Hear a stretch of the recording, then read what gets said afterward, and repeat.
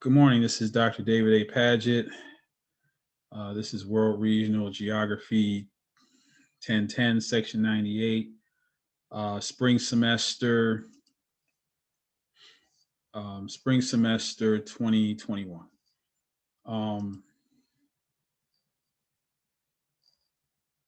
And so we are, let me share my screen. I'm going to start off today with a couple of usual housekeeping notes, and then we will delve into other matters.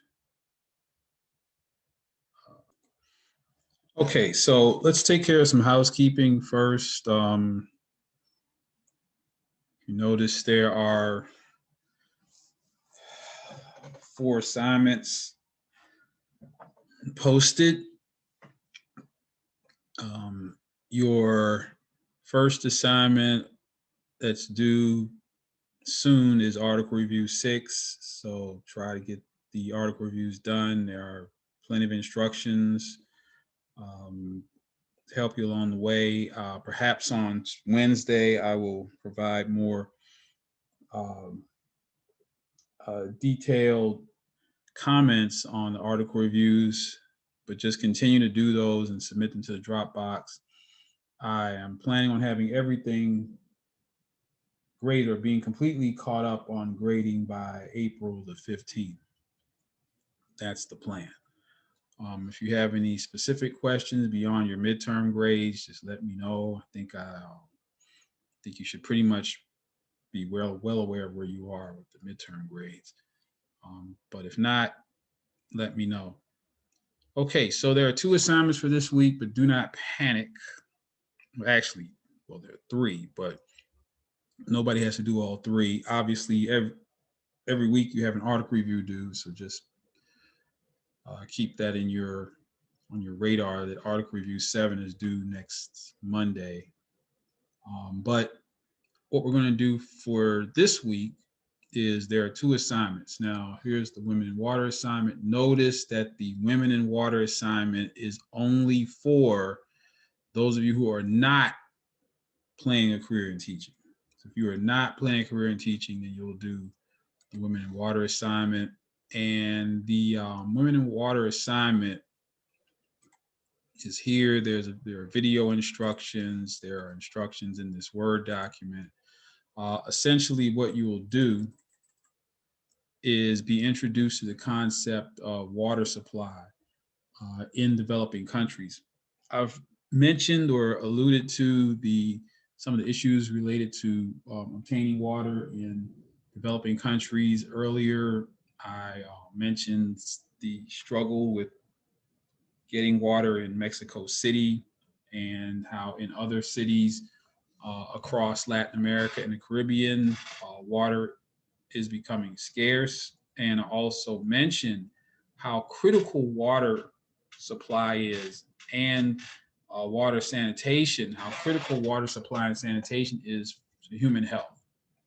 Places that do not have those 2 in place tend to have higher infant mortality rates and among other things. So for this assignment, you're basically going to look at the relationship between women and water. And so in many cultures, it's the responsibility of women to get water. It's a very important responsibility, obviously, because we humans cannot survive without water. And so this particular exercise gets us into the dual aspects of the physical environment, and also it gets us into gender equity issues, which is more of a human geography, social science area. So you'll read the articles, they're posted at the Dropbox. Then you'll just follow the directions to work with this Google Earth file. Follow the directions. A lot of people download the Google Earth file and say, oh, it won't open. No, just read the instructions. and you will see exactly how to open up the Google Earth file in Google Earth and then go through the process of um, answering these questions. So here is question 11.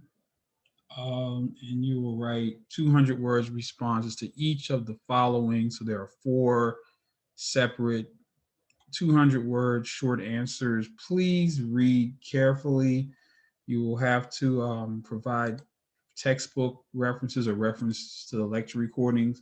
Remember, the lecture recordings last week focused upon the physical geography of Latin America and the Caribbean. Uh, includes some screen captures to support your answer. You can get those screen captures directly by manipulating the Google Earth program. And so then the last portion of your essay is somewhat expository, where you discuss what you found interesting, what you find most challenging, what did you learn. The answers to those questions cannot be no, nothing, no. Please try your best. I'm sure you'll find something interesting in this assignment. And upload this entire document to the Dropbox prior to the posted deadline. Again, if you have any questions, let me know. Again, this assignment is only for those of you who are not planning careers in teaching. So if you are not planning a career in teaching, you do the women in water assignment.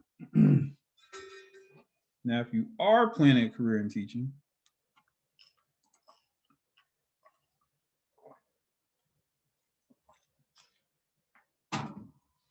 you will complete the Globe Introduction to Globe essay assignment, which is here. And then you go here, and then you will just go through and follow the instructions here. So again, this is if you are planning a career in teaching. So just to refresh your memory, the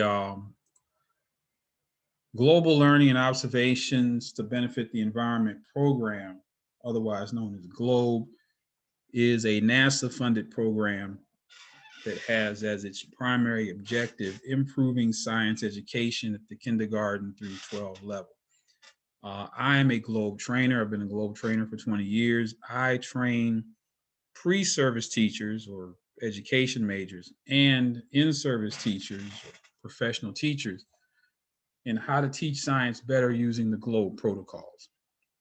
Our focus or emphasis at Tennessee State University's GLOBE partnership is upon the atmosphere protocols.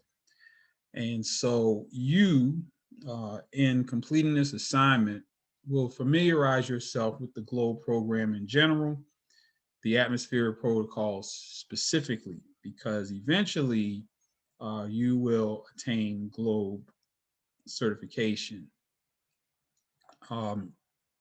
If you have any questions, as usual, let me know. One of the first things that you will do is you will set up a GLOBE teacher account. So you go in, follow the instructions. Don't create a pre-service teacher account. Create a teacher account. That's not a mistake there. Make sure that you affiliate your account with Tennessee State University. When you get to that step, they ask you to affiliate your account with a certain partner or school. Make sure it's Tennessee State University. Okay. After you've created your GLOBE account, paste a screenshot of your confirmation page right here in that space. Then examine the GLOBE site and write a detailed essay, including each of the following. This should be a good, healthy essay, okay? And so that will get you your first step towards your GLOBE certification. There will be 4 steps. You'll complete the next step next week.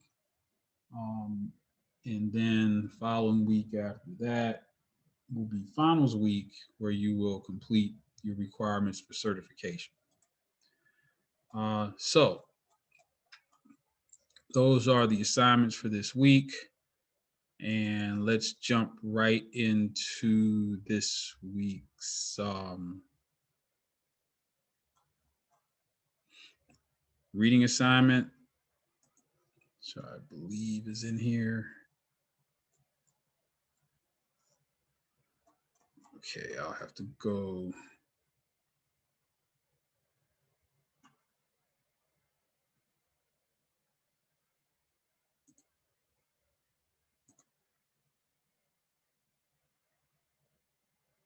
Okay, so we are going to focus now upon the reading assignment for this week, which is Latin America Economic Geography. And so we are going to spend the first part of our time today looking at the World Population Data Sheet. And so once again, we'll visit this resource. And so let's jump right in and look at a variable known as the GNI-PPP, the Gross National Income Purchasing Power Parity, which is a measure of wealth amongst countries in the world, or recognized countries, based upon dollars. And so for the world, the average GNI-PPP is about $16,885, a little under $17,000. More developed countries in the world are about $46,000 per person. A little less developed is about $10,000 per person, and the least developed countries are down here around 2,923. If you notice, the next section, such as the textbook, divides the world into quintiles, with the high income quintile being at about $50,000 per year. And then what you should notice is the steep drop off between the richest countries in the world, high income, and then the middle income countries in the world, with those some being upper middle income, and then lower middle income, and then low income. Okay, so those are the various categories. If we look comparatively at the United States versus countries in Latin America and the Caribbean, you will see that the United States, we are at about 63,780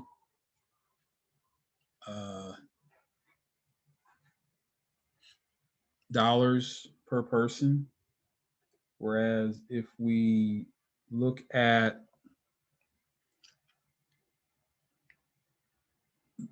the average Latin American and Caribbean country, they're at about about $16,000 per year. So we have approximately 4 times the wealth on average of countries in Latin America and the Caribbean. Then if we look at the breakdown, we see that there's quite a range from a low of $1,820 per person in Haiti to perhaps the Bahamas at $34,370, and that's probably due to the close proximity to the U.S. Of course, we have Panama at $29,340, largely bolstered by, of course, the existence of the Panama Canal and also its relationship with the United States, and other countries falling at various places in between. Let's see if we can. Here's South America. Here's Argentina, 22,000. And we have, of course, Bolivia and Guyana, relatively low-income countries, and so on and so forth.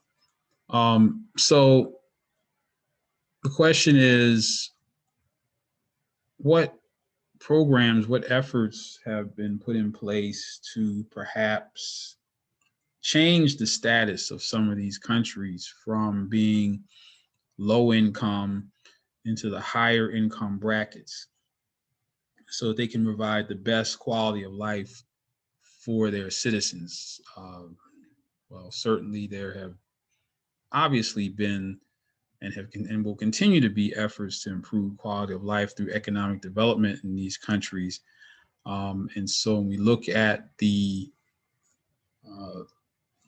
list of programs in the reading assignment, one of them that we'll notice immediately is the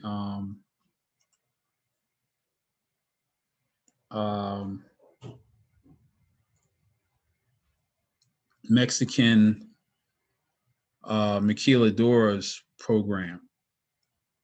And so if you refer to the textbook,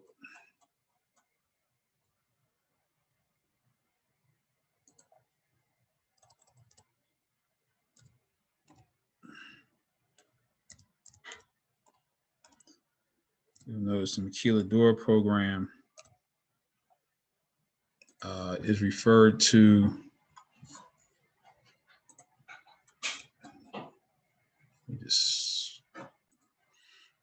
So if we refer to the textbook,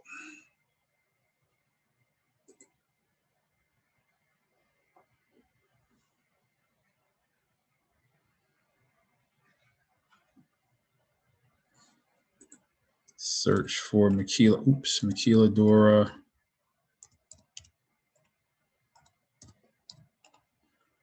And it takes us to the section of the textbook that focuses upon the maquiladora program. And just have to get to it. Economic development, maquila. So the maquiladora program was started in 1965, and essentially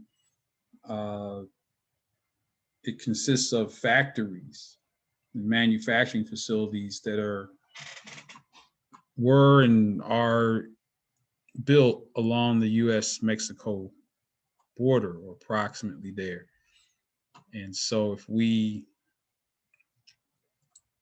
take a look at some of the graphics associated with the reading assignment, we can see that these factories are located largely, again, along the U.S.-Mexico border. So that's one distinction in terms of their geographic position. You see that many Mexicans are employed in these borderline area factories. The second unique characteristic of the maquiladora program is that even though these manufacturing facilities are located in Mexico, as you can see, most of them are owned by people in foreign countries, with the obvious largest group of owners being from the United States. So it might be pretty, one quick question is, well, why? Why do we have all these manufacturing facilities that are owned largely by people in the United States? Why are they operating in Mexico? Well, the answer is labor, cheap labor.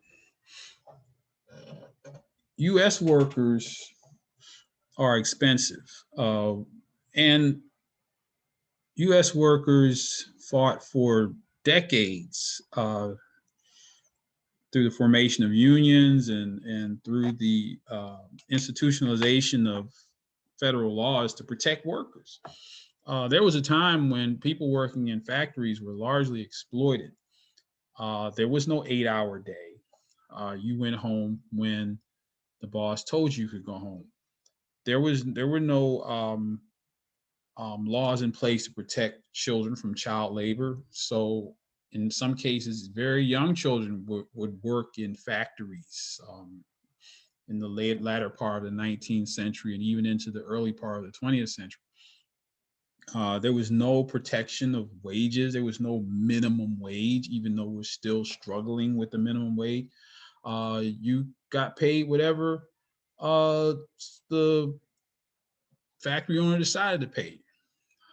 Benefits, no benefits. If you got injured on a job, that was on you. You know, um, vacation, there was no vacation, no paid vacation. So now all these things are in place. Now we have health insurance, our workers' compensation, maternity leave, paternity leave. There are all kinds of benefits that go along with working in our country, you know, as protections to the employee. But all those protections and acceptable or living wages, if we want to call them that, are expensive to employers. Now, if an employer moves his or her factory to Mexico, they don't have to pay their workers as much. They might not have to provide all the amenities. They might not have to have all the perks that we get here. So at the end of the day, that saves the manufacturer money, and at the end of the day, it saves U.S. consumers money, because these products that are made in Mexico largely are marketed in the United States. We're the country that has the wealth that's able to buy some of these products, such as um, washing machines. So let me see if I can, you know, here's a simple search of manufacturing jobs moved to Mexico, and you just get article after article after article after article. Why are U.S. companies manufacturing in Mexico? All kinds of companies, Harley Davidson, Carrier air conditioners. Here it says General Motors uh, shipping jobs to Mexico, and that's because of cheap labor. If you ever find yourself as an entrepreneur or business owner, you'll find that labor is your greatest expense. If you can lower costs of labor, then that can result in greater profits, and or in our case, cheaper, affordable products sold in stores in the United States. And so you might ask, well, it's obvious that this, I guess you could call a win-win for U.S. manufacturers and Mexico. So let's look at, again, some of the driving rationale. If we go back to page 56 in the textbook, if you remember, page 56 is where we start to talk about, among other things, that's the section on just measuring wealth and poverty in general. And so one of the ways that we examine that is in terms of these various economic sectors. So if you notice, the primary sector is the sector that deals with the production of raw materials from natural resources, including agriculture. And if you notice this sentence here, many materially poor countries are poor because their economies and the livelihoods of most of their citizens focus heavily on the primary sector.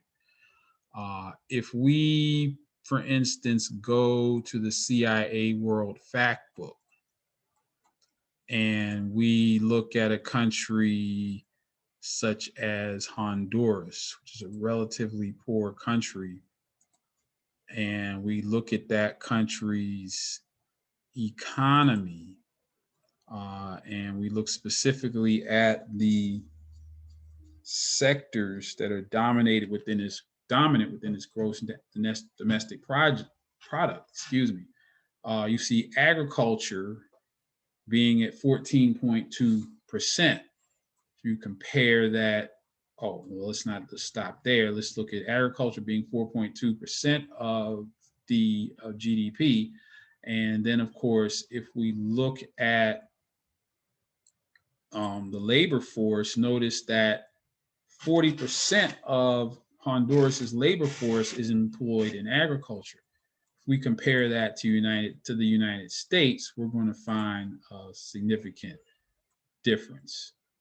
So here's United States economy, and we can see that the U.S.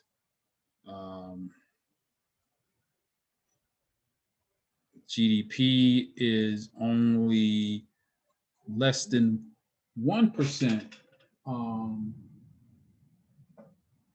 1% in agriculture, and the workforce is less than 1% in agriculture.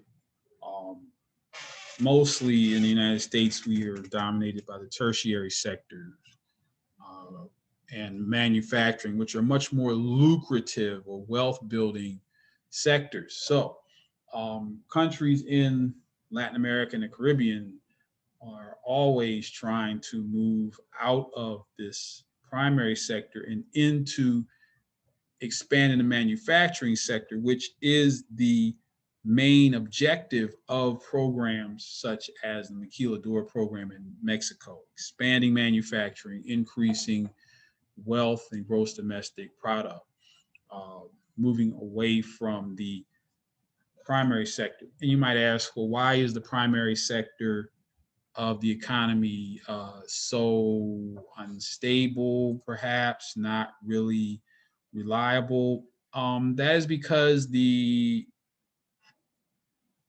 primary sector largely depends upon things that we can't control, such as the climate.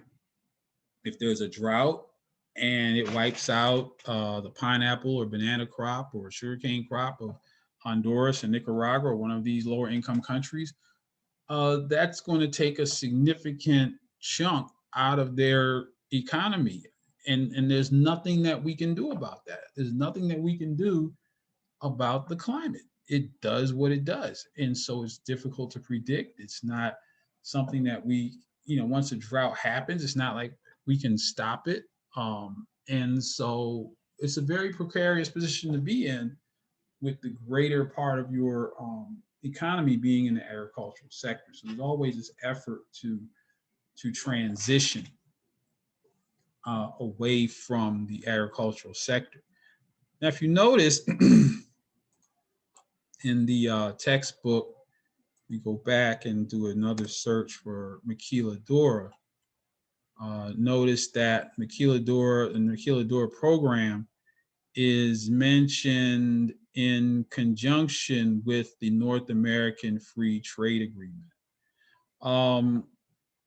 So we can go in the textbook and search for NAFTA, North American Free Trade Agreement, which is largely covered in Chapter 12.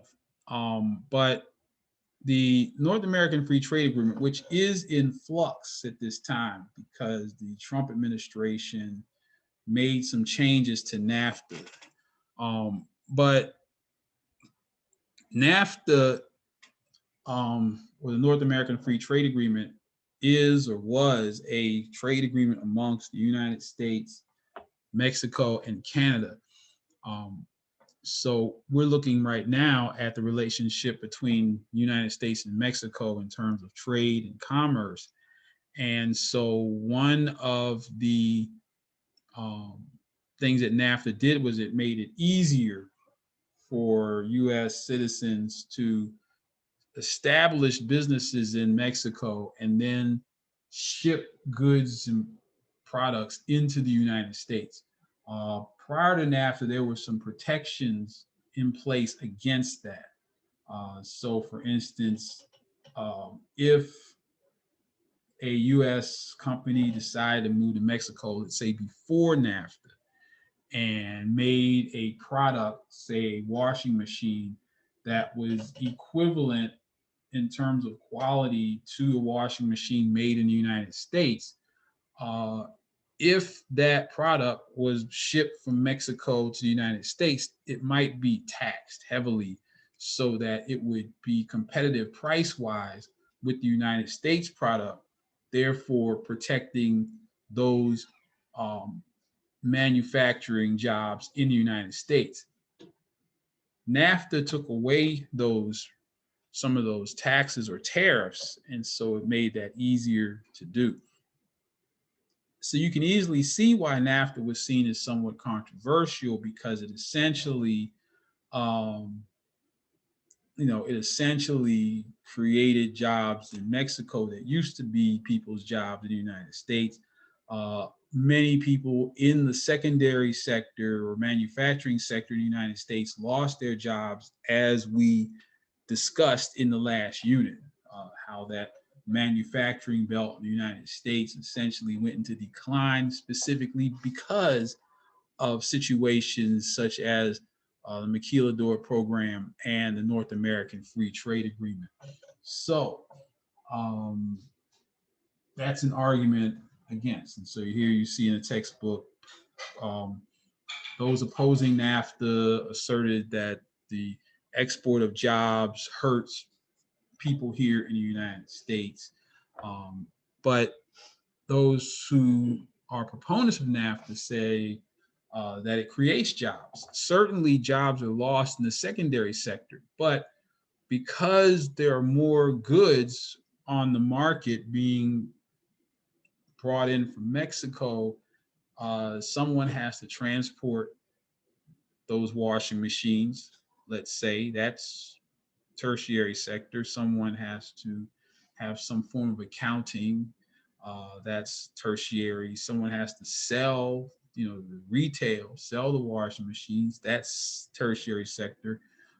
Someone has to market. I mean, as people aren't just going to show up at the store unless they know that washing machine they want is for sale. So marketing, advertising, all of these tertiary sector jobs uh, increased in number because of NAFTA, which now, on one hand, that's a good thing if you happen to be in that sector. The bad thing is that if a person was working in manufacturing and lost his or her job at that washing machine factory in the United States, then the problem is that those jobs aren't easily transferable. It's not easy for a person to perhaps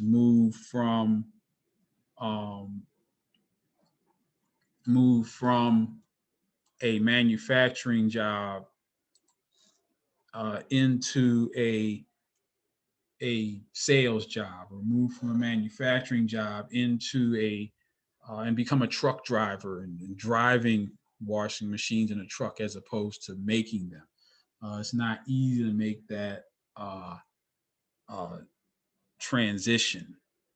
And so, as you can see from this article about the Carrier air conditioning manufacturing company moving to Mexico, it was estimated that 1,400 jobs in Indianapolis would be lost. It's a lot of jobs.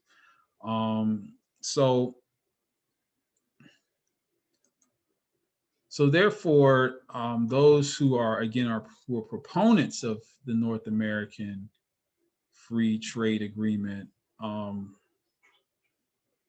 would perhaps say that, well, there are jobs, there was a net gain of jobs, but but if we look at it on an individual basis, some people were, of course, dealt some hardship as a result of those jobs lost, obviously. So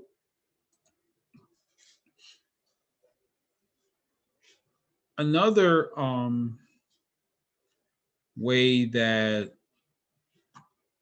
a country, for example, has attempted to make some moves into the manufacturing sector is Costa Rica.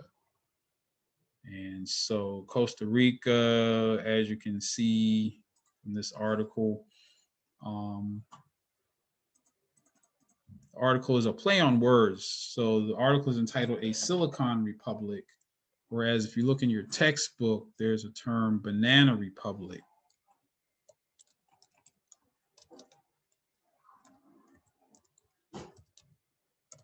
So a banana republic, as you can see from the textbook,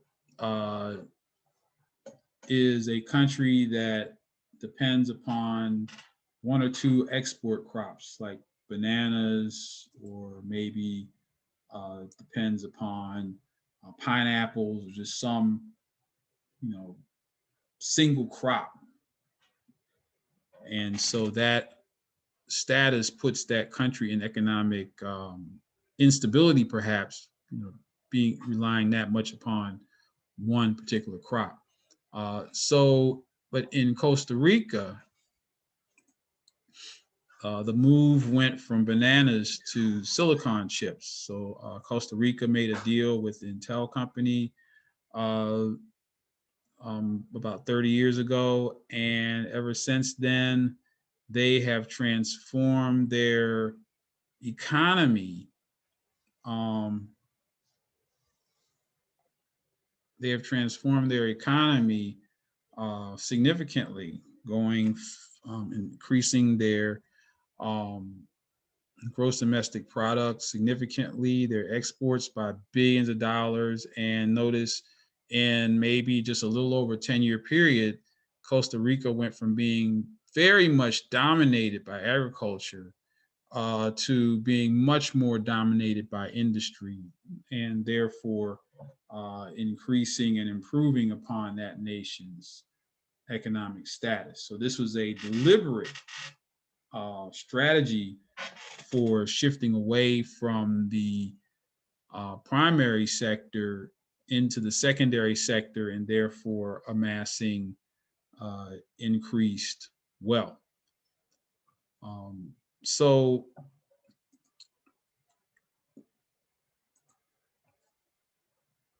when we talk about wealth, there are many ways to measure wealth in various countries.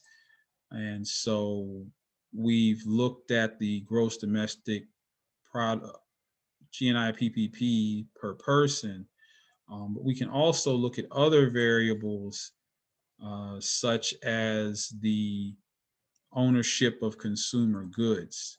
And so we have to take a look at this. So here is figure 11.16. And so it's a comparison of ownership of consumer goods such as cars. Let's look at cars. So in Mexico, which is a upper middle income country, there are only 244 cars, less than 250 cars per person.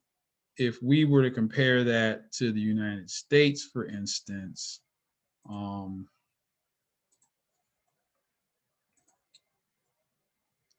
we were to compare that same number to the United States, I think we have to go to chapter 2.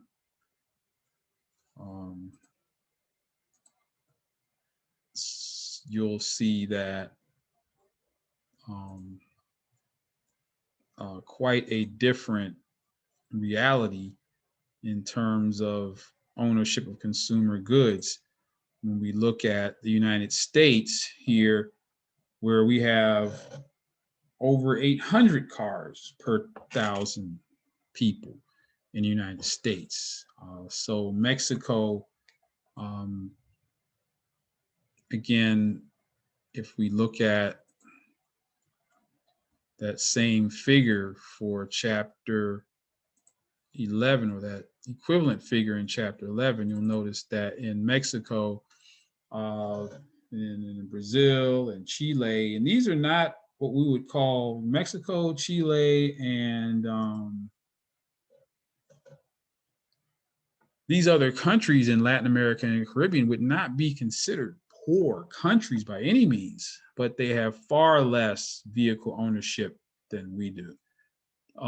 So this is another way of looking at wealth. What's interesting is that notice mobile phones in many countries are almost on par with the United States. And that is because mobile phones don't require the infrastructure that landlines do. Notice if you look at landlines, far less ownership. And then of course, if we look at computers, very rare for computers to be in the hands of people in some of these countries. So I think this is a good breaking point here. On Wednesday, we will continue by looking at the Human Development Index, or HDI, and we'll also take a look at some of the results of the quizzes, perhaps. In the meantime, continue working on the Women in Water assignment and the Globe assignment, and do not forget about Article Review 7. So if there are no questions, I'm going to end to this session, and the recording will be up as soon as I can get it up today or tomorrow or Wednesday. Thank you very much and enjoy the rest. Well, see you all on Wednesday.